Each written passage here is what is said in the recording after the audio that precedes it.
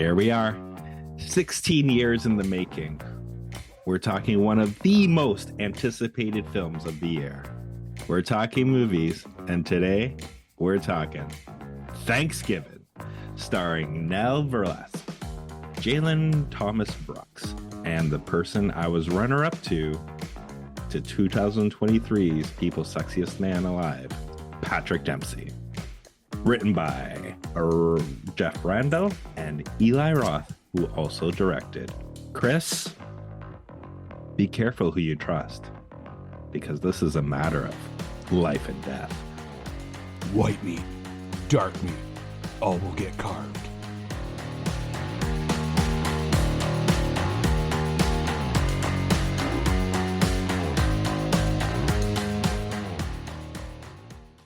Hey, everybody, and welcome to this week's episode of How'd You Like That Movie? For our American friends, we are going to be doing this Thanksgiving episode just for you. Scott, take us away.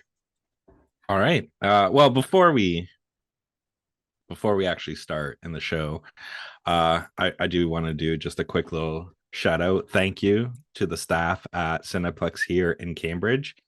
For completely making me feel like I'm giving my children a poor upbringing to bringing them into this theater to watch this movie.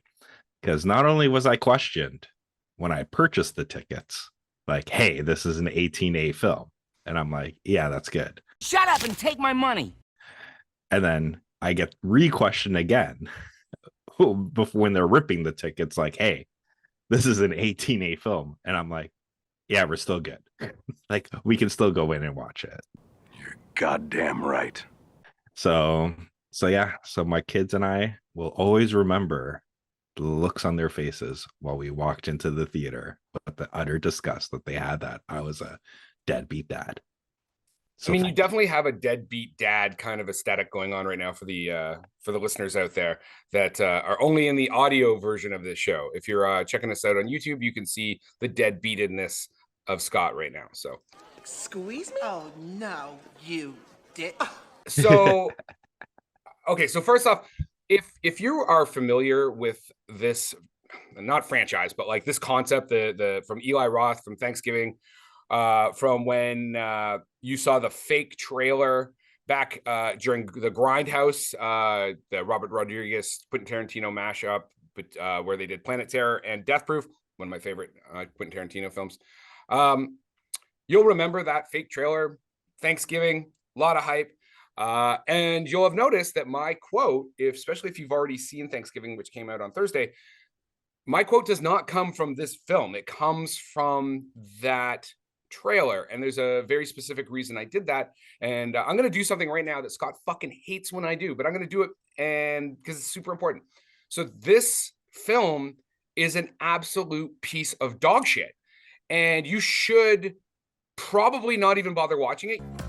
And that is our wrap for the day. You should probably just watch the trailer from 2007. Let that just sit on you and go, God, I wish somebody would make a movie about that. And then just pretend this movie doesn't exist. The reason I took a quote from that trailer and not the movie is because this film basically has no great notable quotables. They do try a bunch of shit, especially near the end. They just try to rapid fire, stick in Thanksgiving-esque kind of fucking commentary. Now, this is the part where Scott's like going, oh my God, they're going to stop listening to the podcast. No. You're going to stay. You're going to stay and you're going to sit with us because after we're going to throw you over to Scott and then we're going to come back to me and you're going to watch me carve up Thanksgiving.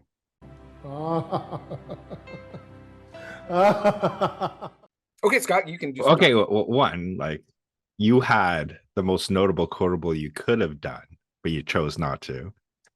Because you could have, like, one of the quotes in that movie right at the beginning is, shut the fuck up, Scott.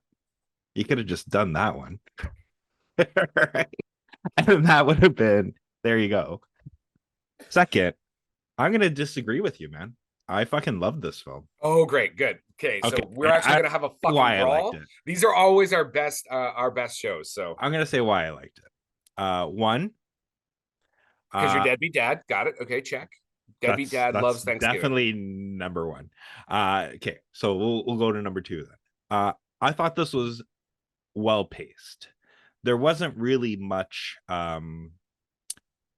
filler. Like the story progressed perfectly, Are and you I think fucking serious wait, right wait, now? Okay, listen. I'm okay, gonna say okay, something. okay, I'm gonna okay. say something too.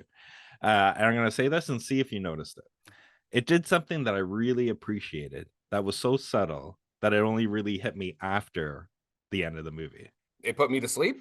No, for a slasher film, nobody was making stupid decisions. There wasn't one.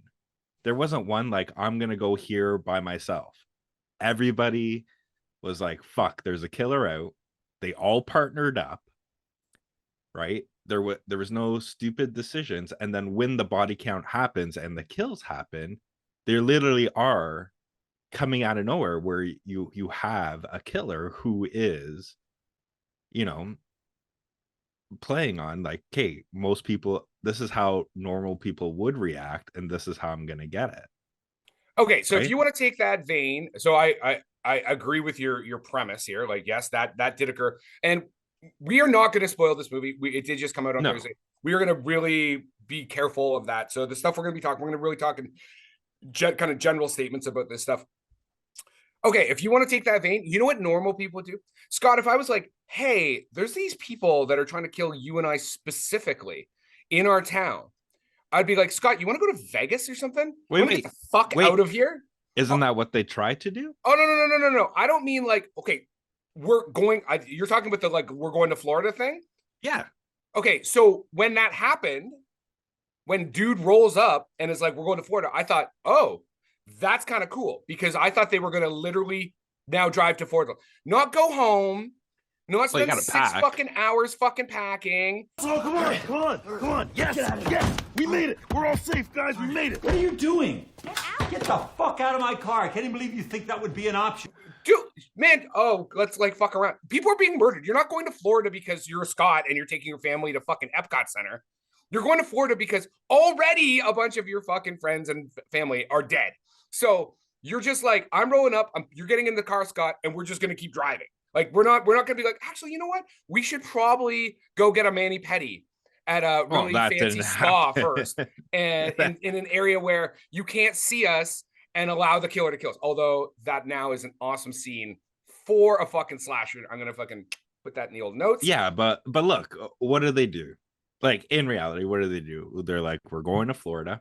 Even though you said no spoilers, we're fucking spoiling it. Well, I mean, we're going. That's not really a spoiler, because Okay, we're going to Florida. But what do they have? They brought a police escort with them while they packed. Mm-hmm. So they had the cop there. So, you feeling super protected, right? The minute a noise comes out, what happens? The person's questioning it, like, trying to figure out what it is, trying to be cautious and everything like that. So then you have your little jump scare, and then it gets into you got jump scared in this fucking movie. I watched this movie. So everybody who's ever listened to this podcast knows I don't like scary movies. I don't do well with scary movies. I watched it alone in the theater. Actually, this is the best part. So I bought my ticket when there was no ticket sold for this like 2:00 in the afternoon showing of this. Oh, so you're the guy in the middle for 2? Yeah. I was going to go to that one, but we got delayed. So you know I what went the to best part about one. that was? I show up for my seat and there's a fucking couple right up against me. So I don't know if they bought different tickets and they got there just a little bit before me and they were like, well, fuck it. Nobody's here. We're just going to move over. But I was like, who looks at a whole theater, an entire fucking theater, sees one seat and goes, well, I'm going to fucking sit right beside that fucking guy.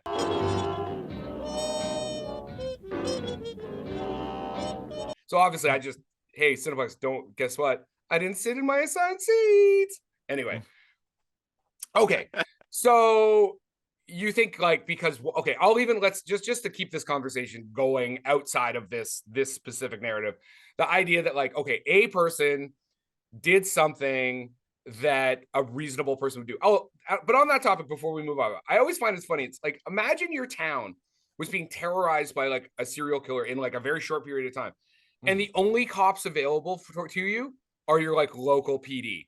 What are you talking about? They had like, well, yes, it was the local PD, but it is a big city. Because you saw like when it was the parade. It's not a big city. It's not a big city. It's like, wasn't this like Plymouth? Was it Plymouth? Yeah, I thought it was it all Oh, happened okay. in Plymouth. Yeah. You know what? You're all right about that. How is Plymouth actually that big? I mean, they always show I don't Plymouth know. like this small towny fucking vibe, right? So, That I yeah, don't know. maybe they. Yeah. Fair enough. Right, but you saw like they're like, okay, fuck, we're gonna have SWAT teams. Like they had SWAT teams, they had raids, like they had all this stuff to try to catch this killer, right? So that was the thing that I kind of appreciated because it wasn't one of these slashers where like all the adults are gone, right? Like Scream, where there's like just Dewey and like some other fucking deputy, and people are Yeah, just being butchered, and they're like, you may want to call in your state troopers at this point, or the FBI, yeah, or like it was a shit ton of cops, right? And they're all they're all being part of it. The other thing that I liked was kind of like the nods to the past, right? Like you had the opening that was similar to Halloween, right? Where it's the house and you're seeing and the Black person Christmas. walk up. I think I felt that as soon as that opened, I was like, okay. So as soon as this film opened, I was like, okay, I get where we're going here. And this is actually going to lead into a lot of my criticism of this film. Eli Roth is like a supposed like horror nerd. He's always loved horror.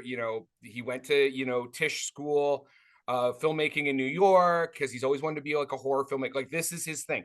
And he's also been wanting to make this fucking movie forever since he did the trailer for Grindhouse, right?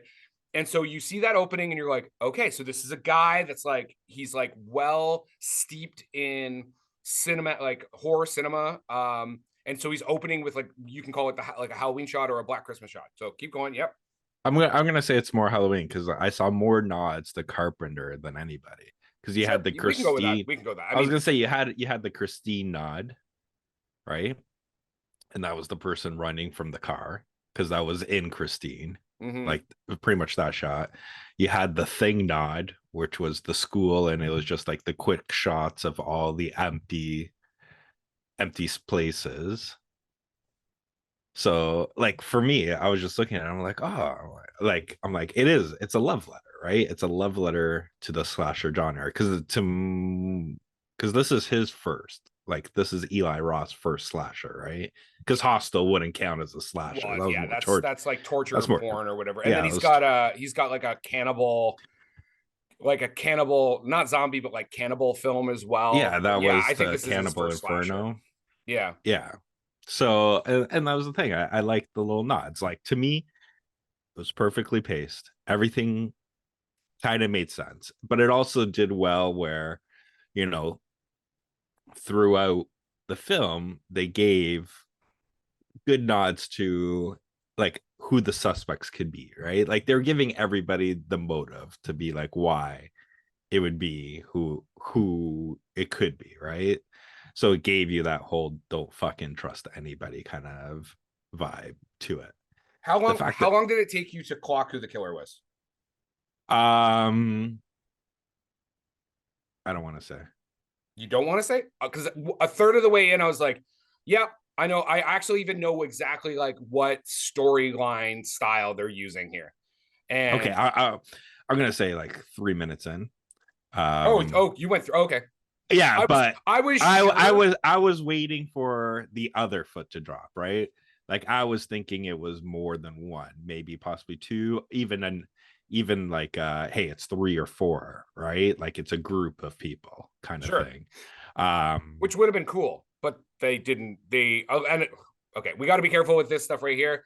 Yeah, it would have been cool if they had done some like really interesting stuff, and I feel like it was very pedestrian the way they did end up going. There you go. Plymouth's population is 64,000, so that's a lot of cops.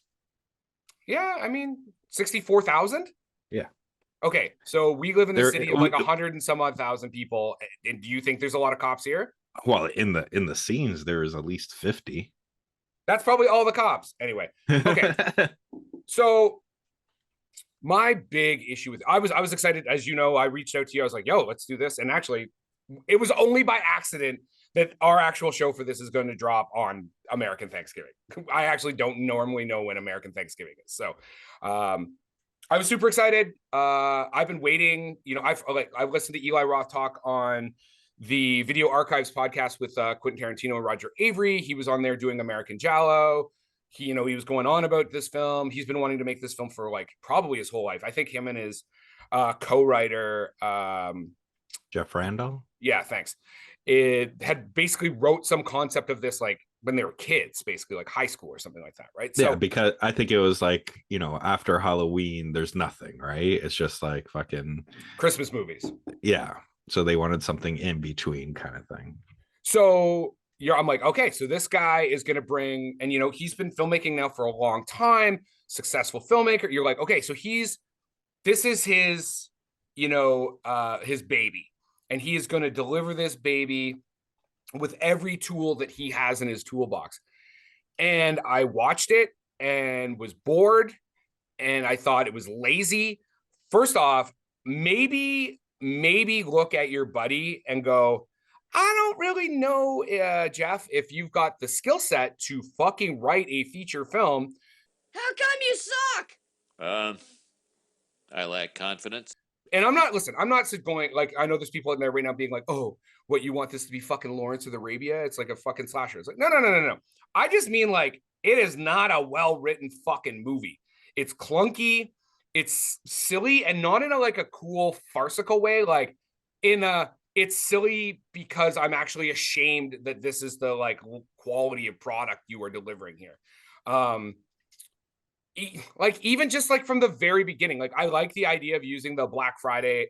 First off, okay, before I even get into that, you can just have a slasher where someone just decides to fucking kill people, and that's it. They're just fucking psycho killer, and they're doing their thing.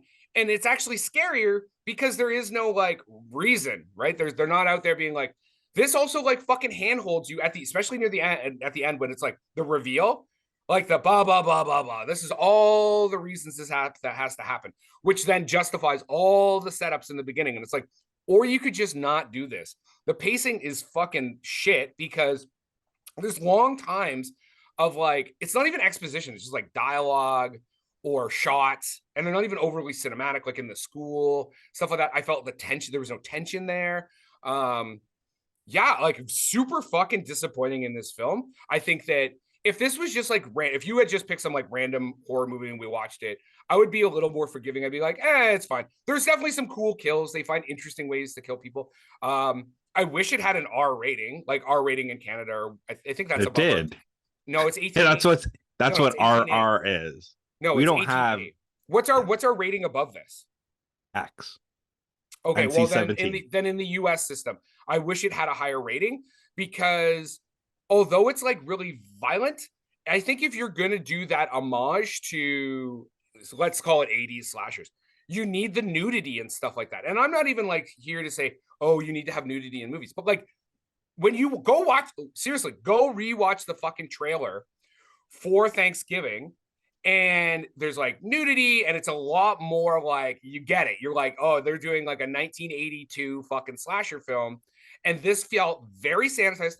It felt, other than the fact that the violence makes it PG, like the language and stuff, like otherwise this is like a fucking PG movie. I think you're going to be super disappointed if you actually want to watch a well-constructed fucking genre film. If you are some kid that just wants to go watch a fucking movie, this is the thing. Eli Roth just made, I bet you this movie's going to make $1 gazillion. So it's got a budget of 15 million. And as of like right now, it's already up to 12.6. And like I said, it just came out. So this film's probably going to make a bunch of money.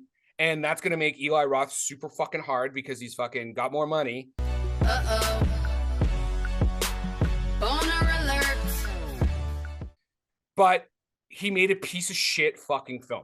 See, when he could have used his street cred to make a really fucking good horror film. I would love, and I know I'll never get to see that, because Eli Roth and Quentin Tarantino are friends.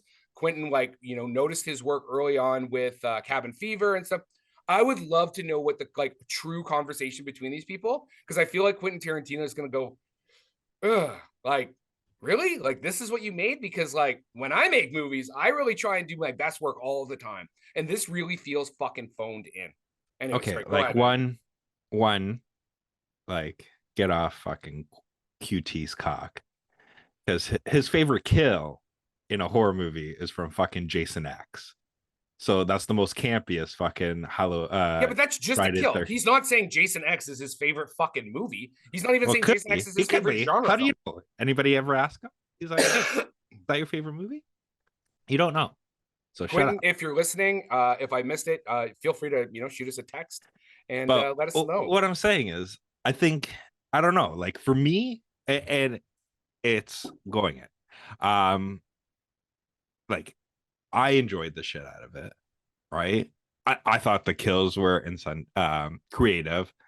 And like in terms of you're saying like the dialogue and everything like that, like yeah, like it got I don't know, it got like fucking Shining at the end where Jack Nicholson is over like like when having the screams kind of thing.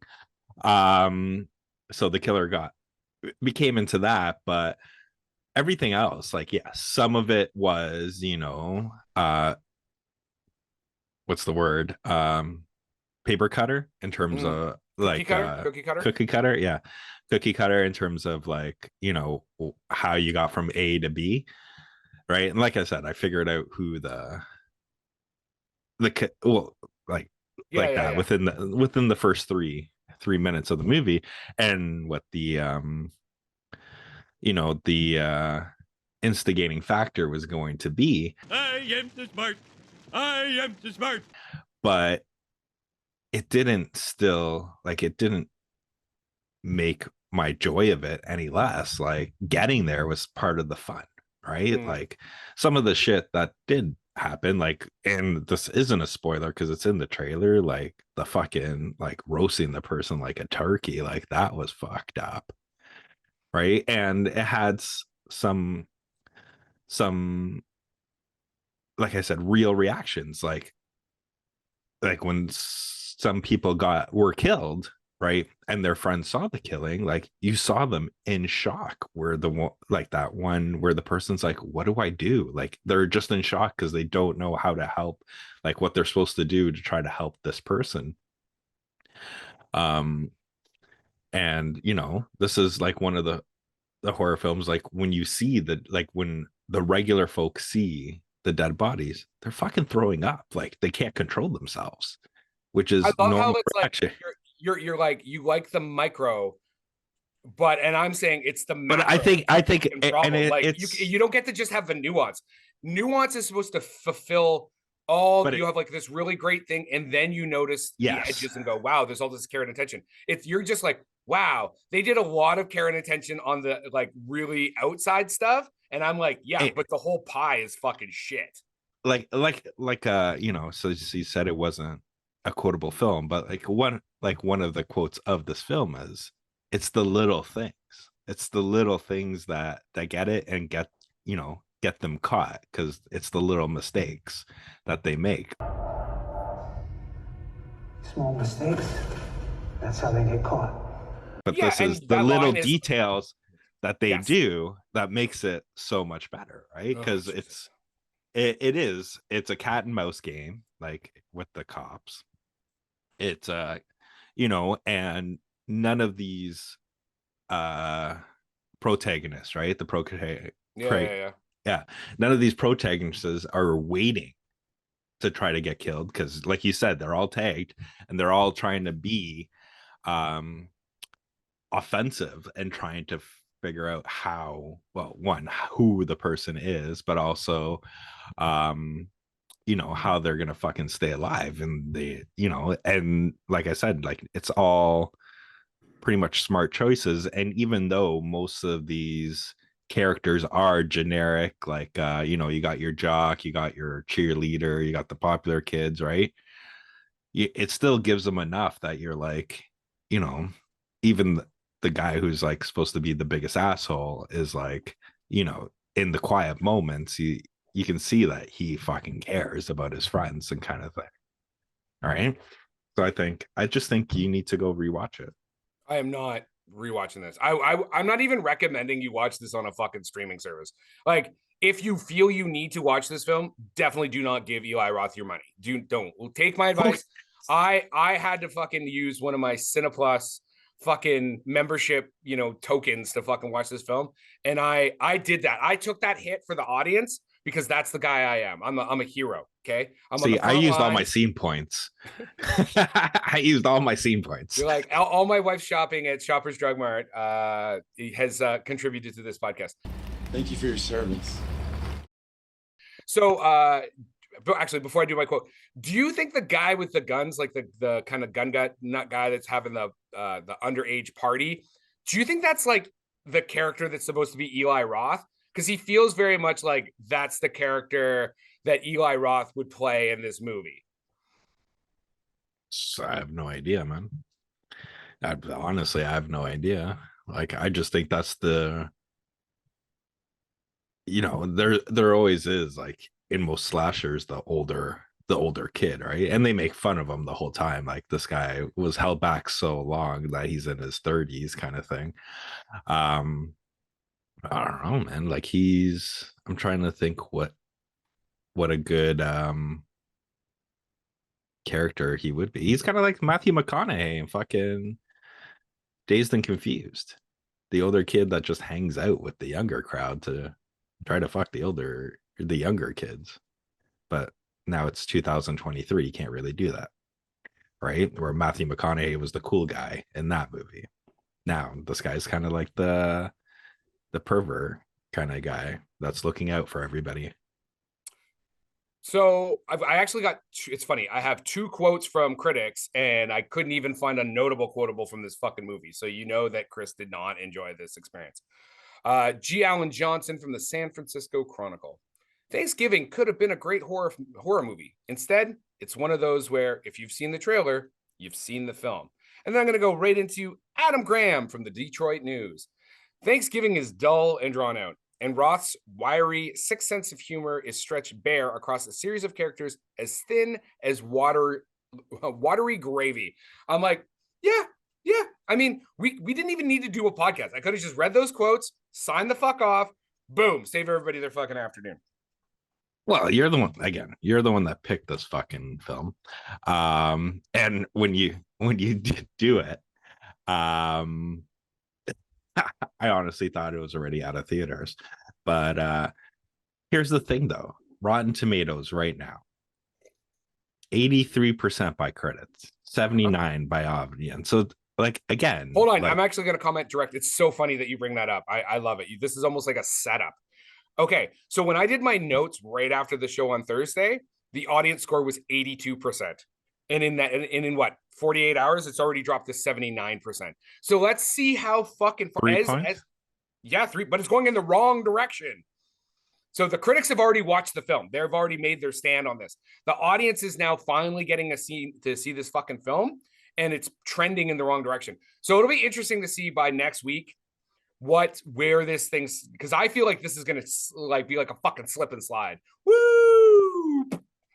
Oh, or it could just be a roller coaster where it's just going into the quick little dip while it comes right back up for all the excitement.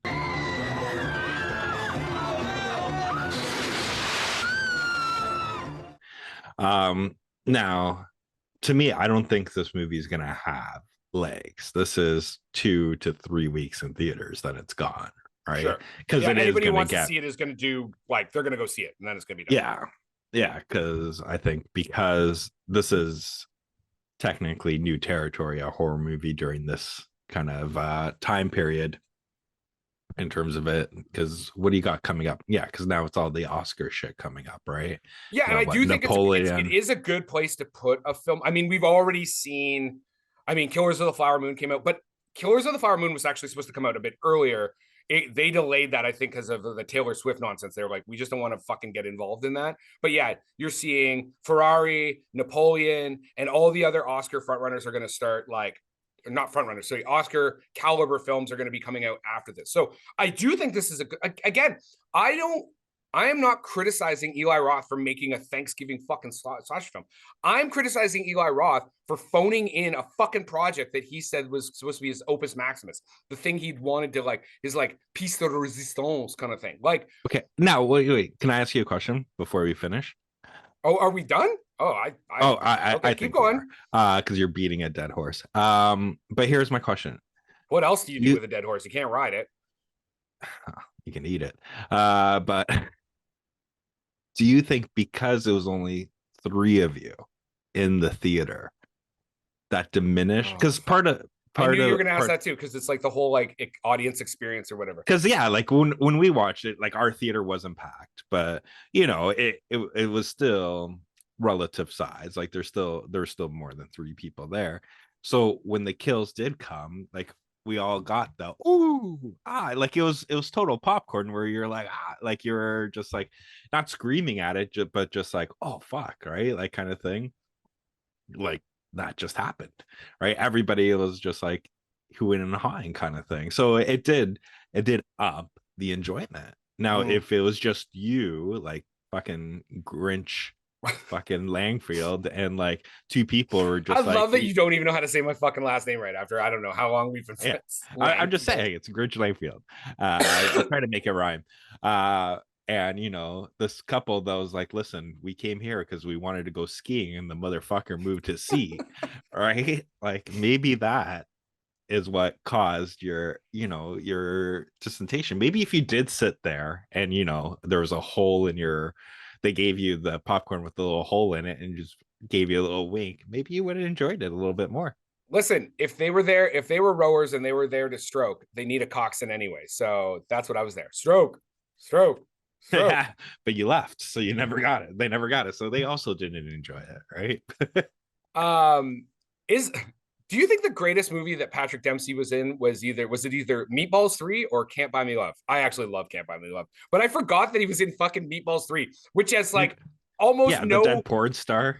Yeah, it has almost like no connection to like Meatballs, the original Meatballs. No, it was just like 2. straight raunch. It was like we're just going. It was 100% like they. So went. Yeah, I kind of do like the casting. But what about Run, man? What about Run? Run, the movie Run. Oh, I don't think I've seen that. Oh, it's like, yeah, it was right after Can't Buy Me Love, where he was like the kid and he saw a murder and then he's like running across town. It was a good movie. I like that one too. But Can't Buy Me Love is pretty good. Oh, fuck. Loverboy, man.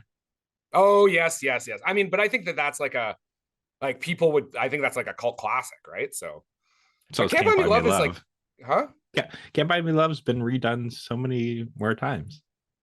Like it's actually been remade, or it's like yes. Okay, I didn't 5 times, but it's like different songs that are still the same, but it's still the same.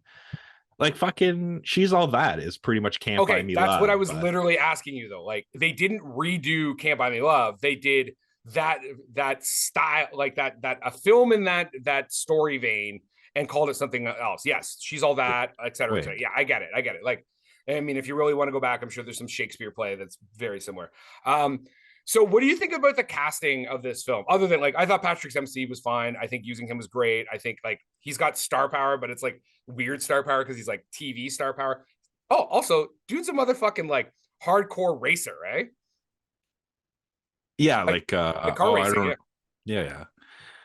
So, like, I had to look these people up. I'm like Nell Verlacki or whatever, the one who played Jessica. She's on Big Shot on TV. I have no idea what that show is. And then I'm like, who the fuck is Addison Rae, who plays Gabby? She's just like the 4th biggest fucking TikTok star or something. So I don't have TikTok because I'm a fucking old white man. So I go on her TikTok and it's like 64 million views and shit like that of her like just like dancing on a beach and shit. I'm like, what is going on here?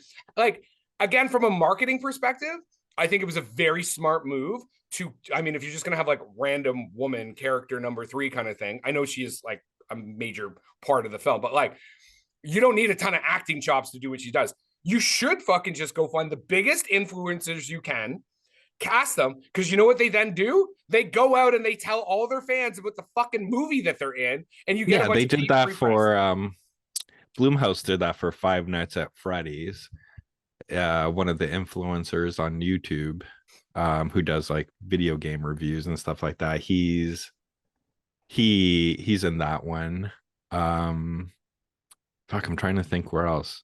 The guy from Cocaine Bear, right? The guy who does the IKEA service counter thing. He's in Cocaine Bear, and he has like a shit ton of followers too. But yeah, that's your new marketing. That's your free marketing, right? That's your new free marketing, right? That's something that, if I was a owner of Ava Mac, I would be a production company. That's something I would be looking at, being like, hey, Listen, we'll give you... trust me, I fucking took notice of it. And I was like, once I did these notes and I realized who these people were, I was like, okay, also interesting. Sort of like whatever that scene I just described at the very top of the fucking podcast. One shout I am going to give, it was shot in Toronto and Hamilton. For all you Canadian lovers of like CanCon, that's awesome. I know why it's really done in Canada. It's because our tax credits in Ontario right now are pretty fucking fantastic. They also do, I think it's called Eli Roth's The Haunted Museum or something like that. It's basically his name slapped on it. That's mostly shot in Hamilton and Toronto as well. So I'm assuming that the location peeps that were working on that stuff already have the town pretty clocked. So they're like, oh, we want this kind of building. We already know. Great tax credits. Again, I think that this film is basically just a vehicle to make money. And I think it's disappointing. This is kind of like this is oh my god, wait, that's the fucking thing for every movie is a basis to make money. No. There's films you make because you think it's important, or you feel this need to make that, and then you hope that it like makes money and makes a profit.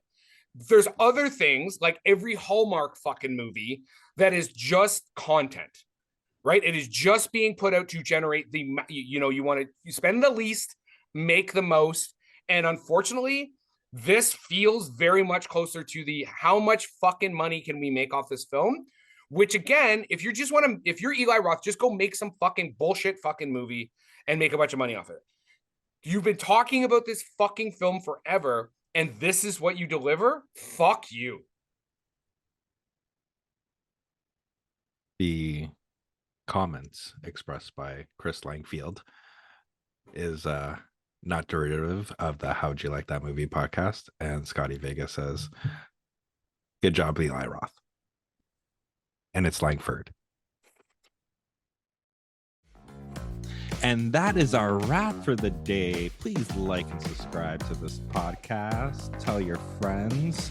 If you want to get a hold of us, reach us at the www.howdyoulikethatmovie.com.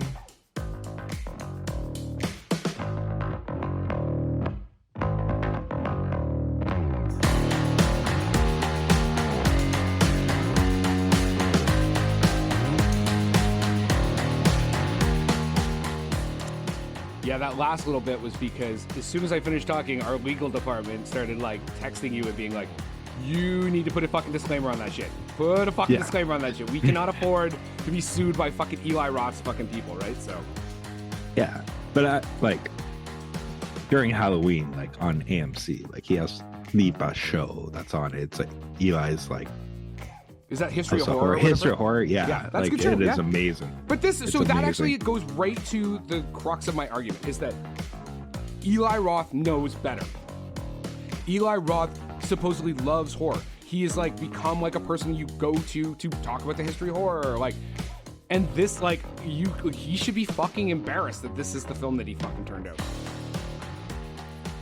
Production by Rod Shaver, Vader Monkey Productions.